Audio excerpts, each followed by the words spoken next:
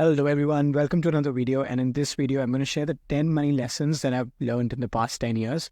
And over the past 10 years I've been building online businesses. I've generated millions of dollars in revenue for my online businesses, and these are important lessons that have helped me shape my net worth, my mindset, and also my skills. So the first thing to understand about money is that money is a store of value. When you look at money, you have to think of value generated. The amount of money you have is the amount of value you've generated in the marketplace. Now, what this means is if you are able to provide value to people or to businesses, you can exchange that with money, and you use money on a day-to-day basis also to buy value. So you already understand this concept. The only difference is a lot of people actually don't apply this to their life to generate income. So how do you do that?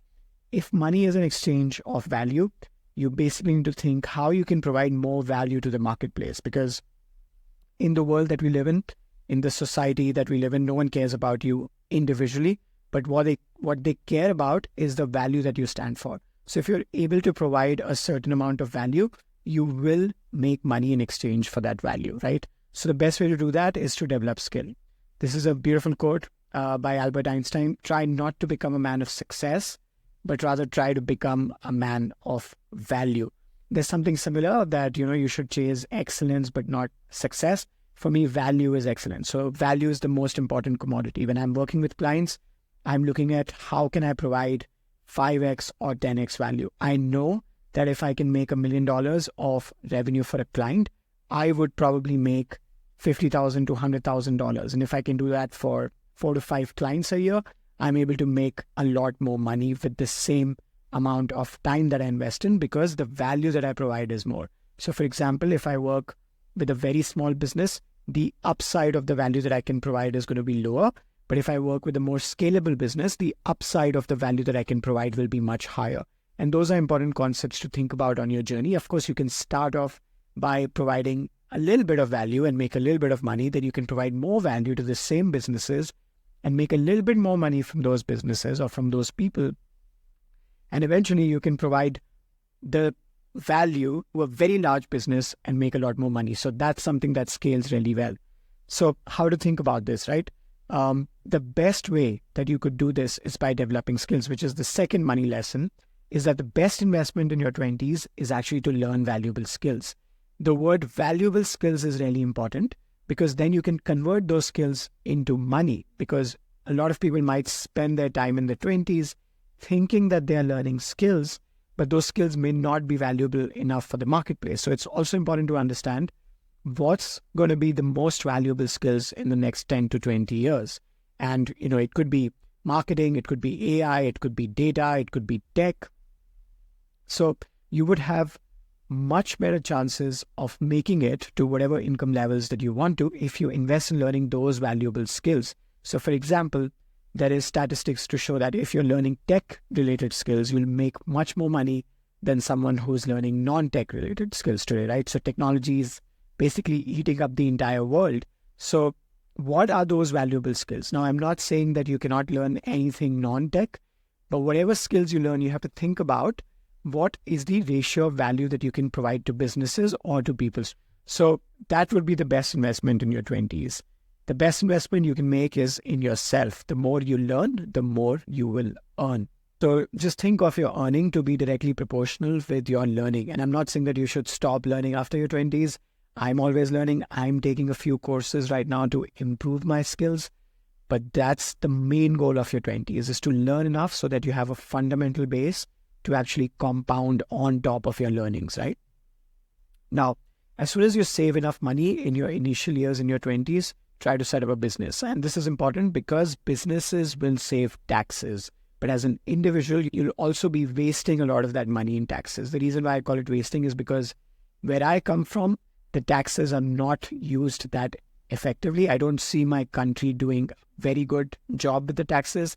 And I don't see a return on the taxes that I pay. And because I don't see a return on the taxes that I pay, I've moved my business to Singapore, and I try to save taxes in different ways. I've made a separate video about this on how I've saved on taxes. But almost anything that you do can become a business expense. So whether it's food, whether it's going out, whether it's traveling, all of that becomes a business expense when you register a business. So that's almost like the second best investment, I would say. So your initial checklist is going to be learn a valuable skill, exchange skill for money, and register business. Again, one important thing to note here is that this is just the way that I did it. I'm just suggesting this from a personal experience, but something that worked for me may not work for you. So make sure you do your own research. Maybe you have debts to pay. Maybe you need an emergency fund. Those are all different things. There is financial checklists that you can browse. You might need to buy a health insurance and all of that. I'm just talking from a money and business perspective, that these would be the kind of 3 things that I would like to get sorted first in my 20s, right? I have never had any debt, so I don't know the pain of having debts and credit card debts and loans, etc. But for someone who has that pain, I can see completely why they would like to prioritize those things before this, and that's completely fine. That's why personal finance has to be personal. I'm just sharing the order in which I did things on my journey, right? Number 4, the most important numbers in investing are how long, the time period, how long can you invest and how much can you invest. It's not so much about the percentage returns, and we'll get that in a bit. But basically, long-term compounding is the biggest magic in investing. So if you can invest for a very long time, and if you can keep investing a lot of money, that's going to be the most important factor. And the beautiful thing is that these numbers are actually in your control, while the percentage returns to some extent are not in your control. Even the best stock pickers and investment managers get the percentage returns messed up. So, we are just people who have regular lives, and we find beauty in nature and spending time with our children and so forth. So as per me, we should not be worried about the percentage returns that much. And all of these things will become distractions. The percentage returns themselves are a distraction. As per me, the stock market news is a complete distraction. I've cut it out completely from my life. Finfluencers are a distraction. If you consider that I'm a finfluencer, you can unsubscribe. And if you can follow these rules, I think you will do really well in life without following any influencer or any tips and hacks about money. Now, the best way to invest, as per me, is to buy the index consistently over a long period of time. If you just buy the index and keep investing in the index and focus on growing your income instead of focusing on increasing the return from the stock market, you will do much better, because your own business or your own income or your own skills can see 300-400% increase every single year, which you can never imagine from the market, despite all of the kinds of hacks that you can play there, right? So the best way would be to just invest in the index. Now, number 6, increasing your income is going to be way easier than saving money. Now, a lot of advice is about saving money, and I do think that saving is important, because the net, what is left with you is actually what you've saved. But at the same time, I feel you can increase your income way easier. So for instance, if you have a full-time job that pays you 50,000 rupees a month, you could easily have a freelancing client that pays you another 50,000. So that way you double your income. But if you were looking at saving, you could have saved 10,000 or 20,000 rupees from those 50,000 rupees. So that's one thing that I think is a very important mindset, at least for me, that I could always increase my income because I have a skill set, but it's going to be much harder to save money. If I just want to become wealthy by saving that money that I'm making, I should think about increasing, because there's no upper limit to what I can increase, but there is an upper limit to what I can save. That's a very important mindset. Number 7, this is borrowed from The Psychology of Money, which is a great book. Rich people are visible, wealthy people are often hidden, and this is very sad. This is actually why I started my YouTube channel, because I didn't have a car. I had a scooty instead of a motorbike. But you will see a lot of people who have fancy cars. Maybe it's taken on a loan. Maybe they've actually paid for it, but that's all rich people. But they've spent that money. So when you see someone who has a 50 lakh rupees worth of car, all that means is that they've spent 50 lakh rupees. So they are minus 50 lakh rupees from their net worth. Or what it means is that they've borrowed money to get 50 lakh rupees, like they've taken a debt of 50 lakh rupees. And both those things, as per me, are not great metrics to look at. So the real wealthy people often are not showing off their wealth on the streets. There are not many people who show off their investment portfolio, which, like, for example, I show my investment portfolio. I just take it as a way of documentation. But a lot of people just show off the car or the wallet or the watch, and there's nothing really to learn from that, as per me, because the only thing you see is, okay, you can have more expensive things, but there's no learning behind it. The real wealth is what's left in your portfolio. That's wealthy. So that's the difference between rich and wealthy. Morgan Housel said it best. when most people say they want to be a millionaire, what they really mean is, I want to spend $1 million. I want to get this car and that car. I want to go to that club and this club, which is literally the opposite of being a millionaire, which means that you have a net worth of $1 million, or cash in the bank, $1 million, cash in the funds, $1 million. So beautiful book. I also would be happy to, make a video of the lessons I've learned from this book, because this book has had a big impact on my life.